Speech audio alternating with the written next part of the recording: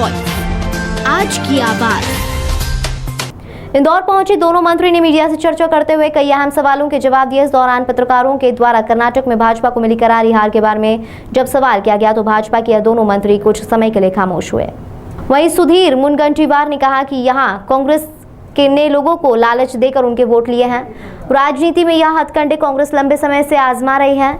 मध्य प्रदेश में भी मतदाता इस लालच में आकर वोट न करें, इसलिए भाजपा के नेता लोगों के बीच में पहुंचकर उन्हें समझाइश दे रहे हैं। वहीं सुधीर मुनगंटीवार ने मतदाताओं को चेतावनी देते हुए कहा कि अगर उन्होंने कांग्रेस को वोट दिए तो उन्हें 5 वर्ष अंधेरे में बिताने होंगे। वहीं जब एक पत्रकार ने सांस्कृतिक एवं मत्स्य पालन मंत्री सुधीर मुनगंटीवार से सवाल किया कि भाजपा क्षेत्रीय दलों के साथ मिलकर चुनाव लड़ती है लेकिन उसके बाद उन्हीं पार्टियों को खत्म कर देती है। बिहार, पंजाब, महाराष्ट्र जैसे कई बड़े शहर इसका उदाहरण है। सवाल का जवाब देते हुए मंत्री ने कहा कि भाजपा अपने किसी भी सहयोगियों को नहीं छोड़ती, लेकिन जिसको पद की लालच होती है वे नेता खुद ही दल बदल लेते हैं। बिहार में नीतीश कुमार इसके उदाहरण हैं। देखिए, तो वैक्सीनेशन इंडिया में इजाद हुए और 220 करोड़ लोगों को वैक्सीन मिला, ये सभी लोग जानते हैं। उसमें बहुत लोगों की जान बची। जितना अपने देश के लिए नहीं, 100 कंट्रीज को भी ये वैक्सीन दिए गए। सारी दुनिया मानती है कि देश के वैक्सीनेशन से कितने लोगों की जान बची है।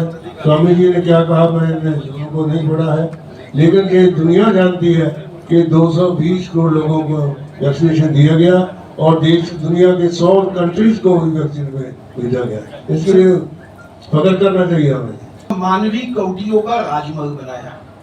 नादिर शाह ने 60,000 हिंदुओं की कत्ल चांदनी चौक पे की।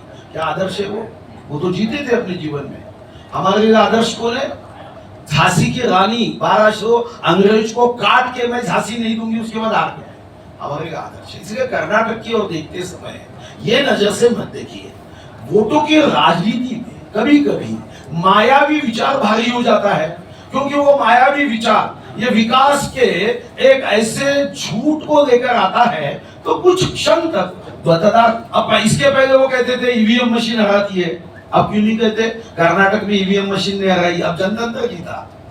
देखो भैया, वहां पे एक बात सही है, उन्होंने टीपू सुल्तान के विचारों को एकत्रित करने का एक काम किया है। ये लड़ाई कोई 5 वर्ष की नहीं होती और इसीलिए कर्नाटक से हम यही बात मध्य प्रदेश की जनता को कहने के लिए आए हैं ना भैया, कि कर्नाटक में जो गलती की वो मध्य प्रदेश की जनता गलती ना करे।